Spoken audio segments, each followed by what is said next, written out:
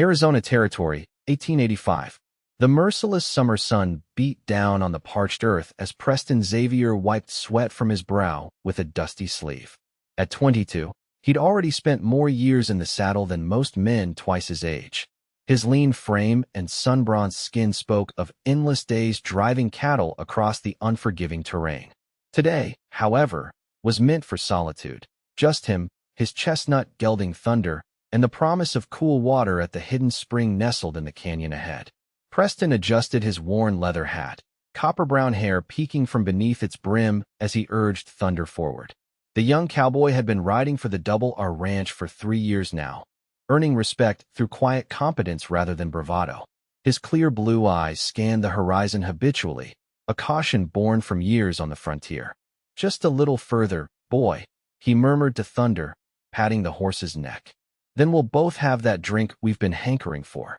The narrow path descended into a canyon where cottonwoods promised shade and water. Preston had discovered this spot a year earlier, a natural spring feeding a deep pool, before continuing as a modest stream. It was his private sanctuary, a place to escape the rough camaraderie of the bunkhouse and the endless responsibilities of ranch life. As the trees came into view, Preston noticed something unusual: ripples on the water's surface, disturbing its usual glassy calm. He slowed Thunder, instinct suddenly alert. The distant sound of splashing reached his ears, followed by a sharp cry that was abruptly cut short. Preston dismounted in one fluid motion, looping Thunder's reins around a branch before advancing cautiously. The sounds had stopped. The silence felt wrong. When he reached the pool's edge, his heart nearly stopped. A young woman floated face down in the water, her long black hair spreading like ink across the surface. Without hesitation, Preston plunged in, his boots and clothes forgotten in the urgency of the moment. The water was colder than expected, shocking his system as he swam to the motionless figure. Her dress, beautifully decorated with intricate beadwork, was heavy with water, threatening to pull her deeper. With powerful strokes, Preston grabbed her around the waist and fought his way back to shore, dragging her onto the sandy bank. She wasn't breathing.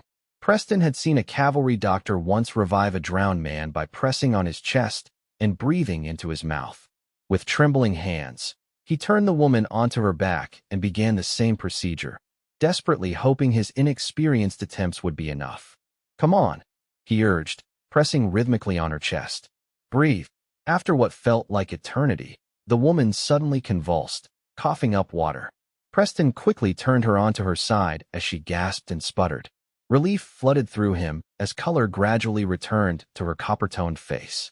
When her eyes finally opened, Preston found himself staring into the most captivating dark brown eyes he'd ever seen. For a moment, they simply looked at each other, both breathing heavily from the ordeal. Then reality crashed in as the woman scrambled backward, fear replacing the confusion in her expression. She said something in a language Preston didn't understand, her voice musical despite the panic it carried. "I won't hurt you," Preston said softly, raising his hands to show he meant no harm. "You were drowning. I just pulled you from the water." The woman clutched at her soaked dress, adorned with patterns Preston recognized as Apache. She was breathtakingly beautiful, with high cheekbones and full lips now trembling with cold or fear, perhaps both.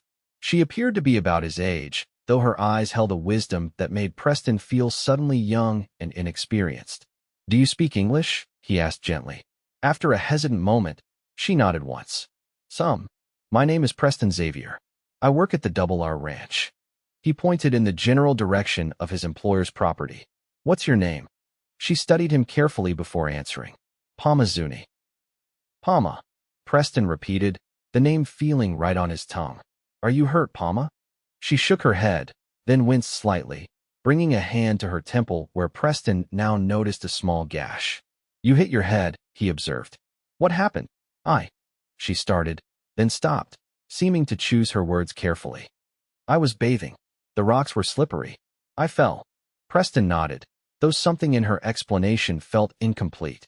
Why would an Apache woman be bathing alone so far from her people's territory? The nearest reservation was miles away, and relations between settlers and Apaches remained tense even years after Geronimo's campaigns. "Let me help you," Preston offered, reaching for his bandana to clean her wound. She flinched away. No, I must go. You're hurt and your clothes are soaked. Night will come soon, and you'll catch your death in those wet things. Preston glanced at the sky, noting the sun's westward journey. At least let me build a fire so you can dry off before leaving. Palma's eyes darted around the clearing, as if calculating her options. Finally, she gave a small nod. A fire. Then I go. Preston set about gathering wood, all the while aware of Palma watching his every move with guarded eyes. He built the fire quickly, skills honed from years on the range. Once the flames were crackling, he retrieved a spare shirt from his saddlebag. You can wear this while your dress dries, he said, offering it without looking directly at her, attempting to preserve her modesty. She accepted the shirt, but made no move to change while Preston remained nearby. I'll water my horse, he said, understanding her hesitation. Call if you need anything. As Preston led Thunder to the stream below the spring pool, his mind raced with questions. What was Palma doing alone in this remote location? The wound on her head, was it truly from a fall, or had something else happened? And why did she seem so afraid? When he returned some minutes later, Palma sat by the fire wearing his shirt, her dark hair cascading down her back as she attempted to wring water from her dress. The shirt hung large on her small frame, but she'd tied it at the waist with a piece of cord. The sight of her stirred something in Preston he hadn't expected, a protective instinct mixed with an unmistakable attraction that caught him off guard. Thank you, she said softly as he approached. For saving me. Preston settled on the opposite side of the fire. Anyone would have done the same. No. Her voice was stronger now. Not anyone. Not for Apache. The simple truth of her statement hung in the air between them. Relations between whites and Apaches had been bloody and bitter for decades. Many ranchers still spoke of Apache hunting with disturbing casualness. I'm not most people, Preston said quietly. No, Palmer agreed, studying him with those penetrating eyes. You are not. As the afternoon wore on, Preston offered Palma some jerky and hardtack from his provisions. She accepted gratefully and gradually began to speak more, though always with careful reserve. She explained she was from the San Carlos Reservation but had permission to gather traditional medicinal plants in the surrounding hills, a right established in recent agreements. But you are far from the reservation, Preston observed, and these canyons are known for outlaws. It's dangerous to travel alone. A shadow crossed Palma's face. Sometimes, the reservation is also dangerous. Before Preston could ask what she meant, a distant sound caught their attention, hoofbeats approaching from the north. Palma instantly tensed, her eyes wide with alarm. Hide, she whispered urgently. Why? Who, please? The desperation in her voice cut through Preston's confusion. They must not find me. Without further questions, Preston kicked dirt over the fire and helped Palma gather her still damp dress. They hurried into a dense thicket of scrub oak just as three riders appeared at the canyon's rim. From their hiding place, Preston studied the newcomers with mounting concern. They weren't cowboys or ranchers. Their mismatched clothes, heavily armed appearance, and hard faces marked them as the sort of men decent folk avoided.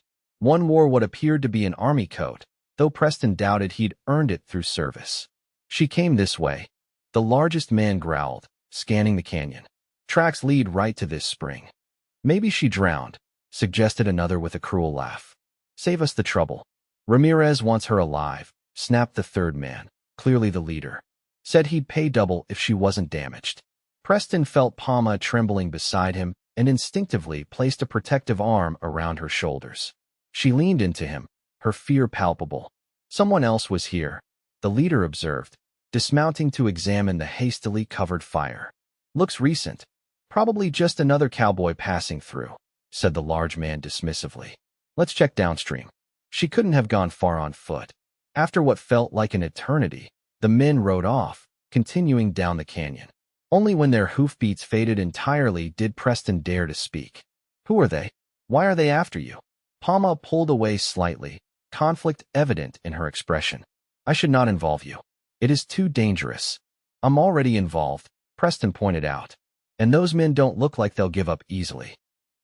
After a long moment of internal struggle, Palma sighed. I was to be married, she began, her voice barely above a whisper, to a man named Carlos Ramirez. He trades with the reservation, brings supplies. The agent favors him. The Indian agent? The government representative. Palma nodded. Agent Williams and Ramirez make agreements together. Not good agreements for my people, but they become rich. Preston frowned. Corruption among Indian agents was common knowledge, but seldom addressed. Ramirez wanted me as wife. When my father refused, suddenly our family's rations were cut. My brother was accused of stealing cattle and imprisoned. Palma's voice hardened. Then my father became ill, poison in his food, though we cannot prove it. He will die soon without proper medicine. So Ramirez forced your hand, Preston concluded, anger building inside him. I agreed to marry him if he would free my brother and provide medicine for my father. Palma looked away, shame clouding her features. But at the engagement feast, I learned the truth. He has had 3 Apache wives before me. All died within a year. Accidents, they said. But the women who prepared their bodies saw the bruises, the broken bones. A chill ran down Preston's spine. You ran. Yes. But Ramirez has many friends. White men, Mexicans, even some desperate Apache who need his favor. The men you saw are bounty hunters. They will take me back, or kill me if they must. The gravity of Palma's situation settled over Preston like a physical weight. Helping her meant potentially making powerful enemies, risking his job, maybe even his life. The sensible choice would be to part ways, pretend they'd never met. But as he looked at Palma's face in the fading light, her courage evident despite her fear, Preston knew he couldn't abandon her. Night's coming, he said decisively. Those men won't track well in the dark. We'll rest here, then leave before dawn. He hesitated, then added, I know a place where you might be safe, at least for a while. Relief and gratitude flooded Palma's expression. Why would you risk yourself for me? You do not know me. Preston considered her question carefully. I suppose because it's the right thing to do, and because I'd like the chance to know you better, if you'll allow it. Something shifted in Palma's eyes, a softening, a cautious warmth. I would like that too, she admitted quietly. As darkness descended over the canyon, Preston fashioned a rough shelter from branches and his saddle blanket. They spoke in hushed tones, sharing parts of their lives in the intimate darkness. Preston told of losing his parents to fever in Missouri, his journey west with an uncle who later abandoned him, and his determination to someday have land of his own. Palma shared stories of her people's traditions, her skill as a healer, and her dreams of a world where Apaches could live with dignity. With each exchange, the connection between them deepened, transcending the vast differences in their backgrounds. When they finally drifted to sleep, Preston sitting upright against a tree, his revolver across his lap, and Palma curled nearby. Both felt the undeniable pull of something neither had expected to find. Dawn broke with pink fingers stretching across the eastern sky as Preston gently shook Palma awake. They moved with quiet efficiency, erasing signs of their presence before mounting thunder. Palma seated behind Preston, her arms hesitantly encircling his waist. We'll head south, Preston explained in low tones. There's a widow named Martha Sullivan who runs a small ranch near the territorial border. She's fair-minded and no friend to corrupt officials. She might give you shelter while we figure out what to do next. Palma nodded against his back, and Preston tried to ignore the pleasant warmth of her body pressed against his as they set off. They traveled through rugged country, avoiding main trails and settlements. Preston chose paths that would be difficult to follow, often doubling back or crossing rocky terrain that left minimal tracks. By midday, the heat had become oppressive. They stopped in a narrow ravine where a trickle of water seeped from the rocks. As Palma knelt to drink, Preston scanned the horizon, an uneasy feeling prickling at the back of his neck. We should move on, he said, helping her to her feet. Something doesn't feel right. They had just mounted thunder when a shot rang out, the bullet splintering bark from a tree inches from Preston's head. He immediately spurred the horse forward as more shots followed, ducking low and pulling Palma down against him. Hold tight, he shouted as thunder galloped down the ravine. They emerged onto open ground with 2 riders in pursuit, the bounty hunters from the previous day. The third was nowhere in sight, which worried Preston more than the visible threat. Thunder was a strong horse, but carrying double weight in this heat wouldn't last long. They needed cover, and soon. Preston steered toward a jumble of massive boulders half a mile ahead, praying they could reach it before their pursuers closed the gap. Another shot whistled past them as they neared the rocks. Preston felt Palma flinch against him, but couldn't tell if she'd been hit. With a final burst of speed, thunder carried them into the labyrinth of stone. Preston dismounted quickly, helping Palma down before leading Thunder deeper into the rock formation. They found a sheltered alcove where the horse could rest while Preston assessed their situation. "Are you hurt?" he asked urgently, searching Palma's face. She shook her head. "No, but they are close." Preston checked his revolver. 5 bullets remained. Not much against determined men with rifles. "Stay here with Thunder," he whispered. "I need to see where they are." Palma caught his arm. "Be careful," she said, her eyes conveying far more than her words. Preston nodded once before slipping away through the rocks. He climbed to a vantage point where he could observe the entrance to the boulder field. The 2 bounty hunters had dismounted and were conferring, obviously planning their approach. The hairs on Preston's neck suddenly stood on end. Instinct made him turn just as a shadow fell across him. The 3rd bounty hunter, the leader, stood 10 feet away, rifle raised. Well, the man drawled. "The cowboy from the spring. Should have minded your own business, boy." Preston didn't think. He fired from the hip, catching the bounty hunter in the shoulder. The man staggered but didn't fall, returning fire as Preston dove for cover. The shot went wide, but the echoing report alerted the other hunters to their location. Scrambling backward, Preston worked his way through the boulders, trying to lead the hunters away from Palma. He fired again when one appeared in his path, forcing the man to retreat. 3 bullets left. The sound of a scream stopped Preston cold. Palma's voice, coming from the direction of their hiding place. Heart pounding, he raced back through the maze of stone, emerging into the alcove to find Thunder alone, nervously pawing the ground. A man's triumphant shout echoed from beyond the boulders. Following the sound, Preston reached the edge of the formation in time to see the largest bounty hunter dragging Palma toward the horses, his meaty hand clamped over her mouth. Cold fury washed through Preston. Taking careful aim, he fired. The bounty hunter howled as the bullet tore through his leg, releasing Palma as he fell. She immediately scrambled away, running back toward the safety of the rocks. 2 bullets left. 2 hunters still capable of fighting. As Palma reached him, Preston pushed her behind him, scanning for the remaining threats. Movement to their right. The wounded leader appeared, rifle raised despite his bleeding shoulder. Preston fired, his aim true.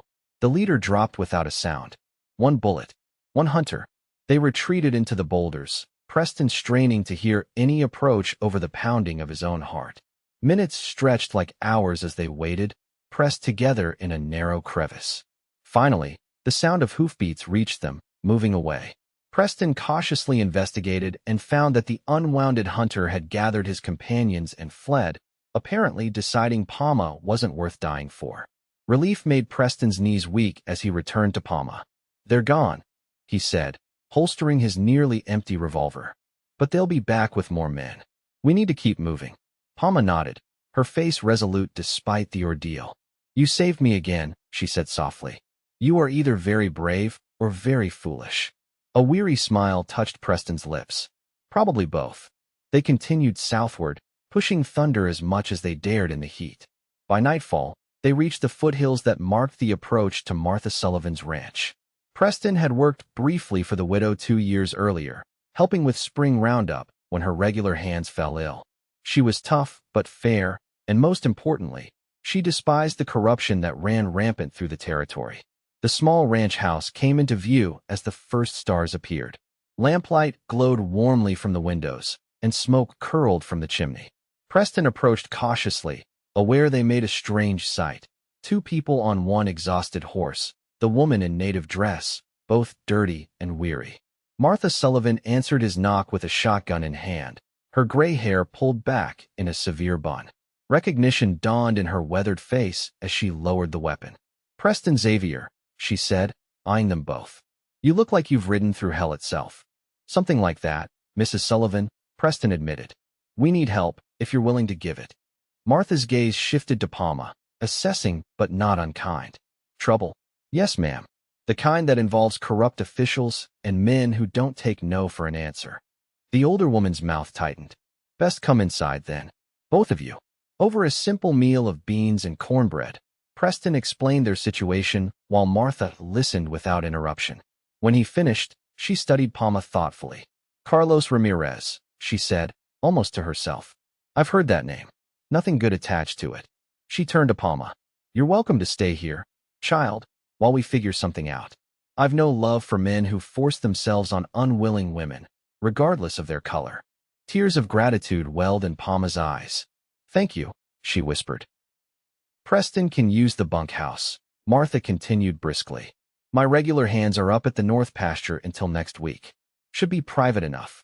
Later, as Preston settled into the empty bunkhouse, his thoughts kept returning to Palma. In just 2 days, she had somehow become vitally important to him. The intensity of his feelings both exhilarated and terrified him. He knew the obstacles they faced were immense. Not just Ramirez and his men, but the deep-seated prejudices that would condemn any relationship between them. Yet something told him Palma was worth fighting for, no matter the cost. Days passed with no sign of pursuit. Martha proved to be a valuable ally, sending a trusted ranch hand to the territorial capital with letters detailing the corruption at San Carlos. Preston worked alongside Martha's cowboys, earning his keep while never straying far from the ranch house, where Palma helped with household tasks. In the evenings, they would walk together, their conversations growing deeper as trust flourished between them. Preston learned of Palma's dreams to combine traditional Apache healing with modern medicine, while she listened to his hopes of someday having land where he could build something lasting. One evening, as sunset painted the sky in brilliant oranges and pinks, Preston found the courage to take Palma's hand as they walked. She looked up at him with surprise that quickly softened into something warmer. I never thought I would feel this way about a white man, she admitted quietly. And I never imagined I'd lose my heart to an Apache woman, Preston replied, squeezing her hand gently. But here we are. Palma stepped closer. Here we are, she echoed, her dark eyes reflecting the sunset's glow. When Preston lowered his head to kiss her, it felt like the most natural thing in the world. Her lips were soft against his, hesitant at first, then responding with a warmth that made his heart race. When they finally parted, both were breathing quickly, the world around them transformed by the simple act of connection. I want to court you properly, Preston said, his voice husky with emotion. When this is over, when you're truly safe, I want to do this right. Palma touched his face gently. In my people's way, you have already begun. You have protected me, shown respect, and proven your worth as a provider and warrior. Preston smiled at that. I'm no warrior. The men you faced would disagree, she countered. As would I. Their peaceful interlude ended abruptly the following afternoon when a cloud of dust on the horizon announced approaching riders. Martha spotted them first from the porch, her expression grim as she called for Preston. 7 men, she reported, handing him her field glasses. Armed and riding hard. Through the glasses, Preston recognized the 2 surviving bounty hunters among the group.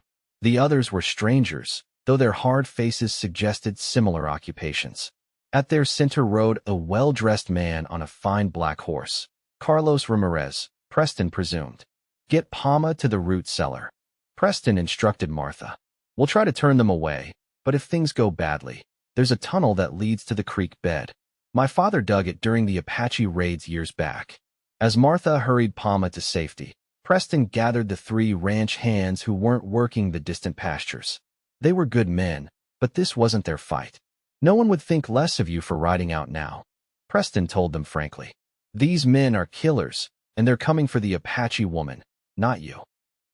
The oldest hand, a grizzled cowboy named Jim, spat tobacco juice deliberately. Mrs. Sullivan's been fair to us, he said simply. We don't run when her ranch is threatened. The other 2 nodded agreement, checking their weapons with practiced ease. Gratitude washed through Preston.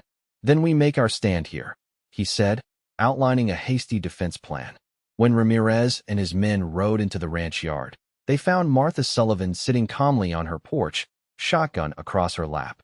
Preston stood beside her, while the 3 hands positioned themselves strategically around the property. Ramirez reined his horse to a stop, removing his expensive hat to reveal slicked-back black hair and a face that might have been handsome if not for the coldness in his eyes. He offered what he clearly thought was a charming smile. Mrs. Sullivan, I presume, he said with a slight accent. I apologize for the intrusion, but I'm searching for a young woman, an Apache from San Carlos. I have reason to believe she may have sought shelter here. Martha's expression remained impassive. I don't recall inviting you onto my property, Mr. Ramirez. Carlos Ramirez. He replaced his hat. I have business interests throughout the territory, including a trading contract with San Carlos Reservation. Well, Mr. Ramirez, this is private property. Unless you have a warrant, I suggest you and your associates continue your search elsewhere. Ramirez's smile thinned. The woman is my fiancée. She's confused, possibly unwell. I'm concerned for her safety. Preston couldn't contain himself. Concerned enough to send bounty hunters after her? The kind who shoot first and ask questions later. Ramirez's gaze shifted to Preston, recognition dawning. Ah, the heroic cowboy. My men told me about you. His voice hardened. They also told me you killed one of them. That's murder, young man. Self-defense, Preston corrected. Just like it'll be self-defense if you try to take Palma from here against her will. Tension crackled in the air as Ramirez's men shifted restlessly, hands hovering near weapons. For a long moment, violence seemed inevitable. Then a new voice broke the standoff. That won't be necessary. All eyes turned to the approaching rider, a distinguished-looking man in an army uniform, accompanied by 2 soldiers. The newcomer dismounted with the ease of a lifelong horseman, his bearing commanding respect. Colonel Jackson, Martha acknowledged with evident relief. Your timing is impeccable. Mrs. Sullivan. The colonel nodded before addressing Ramirez. Mr. Ramirez, I have orders to escort you to Tucson to answer some rather troubling allegations regarding your business practices at San Carlos. Ramirez's face darkened. What is this nonsense? I have government contracts. The Indian agent. Agent Williams has already been relieved of his duties pending investigation, Colonel Jackson interrupted. Seems the governor received some very specific information about misappropriated supplies, inflated prices, and several suspicious deaths. He glanced briefly at Martha. Anonymous information, but compelling enough to warrant immediate action. Martha's letters had found their mark after all. Ramirez's composure cracked. This is absurd. I demand. You're in no position to demand anything. The colonel cut in sharply. You can come willingly to Tucson, or in chains. Your choice. For a tense moment, Ramirez seemed ready to resist. His eyes darted to his men, perhaps calculating their chances in a fight. But something in the colonel's unwavering gaze must have convinced him of the futility of violence. Very well, he said finally, his voice cold with suppressed rage. I'll accompany you to clear up this misunderstanding. As the colonel's men disarmed Ramirez's companions, the traitor fixed Preston with a look of pure hatred. This isn't over, he promised quietly. Not by a long measure. Preston met his gaze steadily. For your sake, it should be. When the group had ridden away, Ramirez and his men surrounded by more soldiers who had waited discreetly down the road, Preston sagged with relief. Martha squeezed his shoulder before going to fetch Palma from hiding. Their reunion was sweet but brief, as Colonel Jackson had left one soldier behind to take Palma's official statement about the events at San Carlos. The young Apache woman spoke with quiet dignity, recounting Ramirez's threats, her father's mysterious illness, and her brother's unjust imprisonment. Your testimony will be vital in the case against Ramirez and former Agent Williams, the soldier explained when she finished. The colonel asks that you remain available to appear at the hearing in Tucson next month. She'll be here, Martha assured him. Under my protection. After the soldier departed, the ranch settled into an uneasy peace. Though Ramirez was in custody, Preston couldn't shake the feeling that danger still lurked. The traitor had resources and connections. Jail might hold him for now, but for how long? These worries, however, took second place to a more immediate concern. With the immediate threat removed, what would Palma choose to do next? Would she return to her people? And if so, where did that leave the feelings growing between them? That evening, Preston found Palma sitting alone by the corral, watching the sunset. He joined her silently, content simply to be near her. I received word from the reservation, she said after a while. The new agent has released my brother. He is taking my father to the agency doctor. That's wonderful news, Preston said sincerely, though a selfish part of him wondered if this meant she would leave. As if reading his thoughts, Palma turned to face him. I must return soon, To give evidence against Ramirez and to see my family. Preston nodded, trying to hide his disappointment. Of course. Your family needs you. Palma's hand found his, her touch sending warmth up his arm. But I will come back, she said softly. If you want me to. Hope bloomed in Preston's chest. More than anything, he admitted. But your people, my people have always valued courage and honor above all else. Palma interrupted gently. You have shown both. And while some will never accept us together, others will see what I see, a good man with a true heart. Preston drew her into his arms, holding her as if she might disappear. I love you, he whispered against her hair. I know it's fast and maybe foolish, but Palma silenced him with a kiss. Not foolish, she murmured against his lips. Brave. True to her word, Palma returned to San Carlos the following day, escorted by two of Martha's hands for safety. The 2 weeks of her absence were the longest of Preston's life, filled with work by day and dreams of her by night. When she finally returned, she brought news. Ramirez remained in custody, his trial delayed by the discovery of additional crimes. Her father was recovering slowly, though he would never regain full strength. And most surprisingly, her family had given their blessing for her to pursue a future with Preston, impressed by the tales of his courage in protecting her. My grandmother says a man who would face death for a woman he barely knows will surely treat her with honor as his wife. Palma told him with a shy smile. Preston could scarcely believe his ears. Wife? He echoed, hope making his voice unsteady. Palma, are you saying? She nodded, her eyes shining. If you will have me, Preston Xavier. His answer was to sweep her into his arms, spinning her in a circle as joy bubbled up inside him like a desert spring. Their courtship proceeded with Martha Sullivan's blessing and protection. Preston worked tirelessly, saving every penny toward a future with Palma. They were married that autumn in a small ceremony that honored both their traditions. Palma in a white dress adorned with traditional Apache beadwork, Preston in his finest and only suit. The years that followed brought challenges, as they knew they would. Prejudice followed them like a shadow, with some establishments refusing them service and former friends turning their backs. But for every closed door, another unexpectedly opened. They found allies in progressive merchants, fair-minded ranchers, and surprisingly, the territorial governor himself, who had been so impressed with Palma's testimony against Ramirez that he offered Preston a position managing a small but promising parcel of state land. On that land, they built their home, a sturdy cabin that grew room by room as their family expanded. Palma established a garden of medicinal plants, combining her traditional knowledge with modern techniques to help neighbors of all backgrounds. Preston raised strong horses, developing a reputation for fairness and honest dealing that transcended initial prejudices. And when Ramirez was finally released from prison years later, bitter and diminished, but still harboring thoughts of revenge, he found not a vulnerable couple, but a family rooted in community, surrounded by friends ready to stand with them.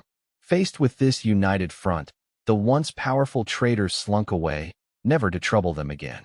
On their 10th anniversary, Preston and Palma stood together on the porch of their home, watching their 3 children play in the yard, a perfect blend of both their heritages. Their eldest son had Preston's blue eyes, but Palma's jet-black hair, while their daughters favored their mother in appearance, but had inherited their father's quiet determination. Do you ever regret it? Preston asked softly, his arm around his wife's shoulders. Choosing this path with me? It hasn't always been easy. Palma leaned into him, her hand finding his as naturally as breathing. Not for a single moment, she replied. That day at the spring, when you breathed life back into me, you didn't just save my body, Preston. You awakened my heart. Preston pressed a gentle kiss to her temple, marveling at how the passing years had only deepened her beauty. And you gave me a purpose I never knew I was searching for.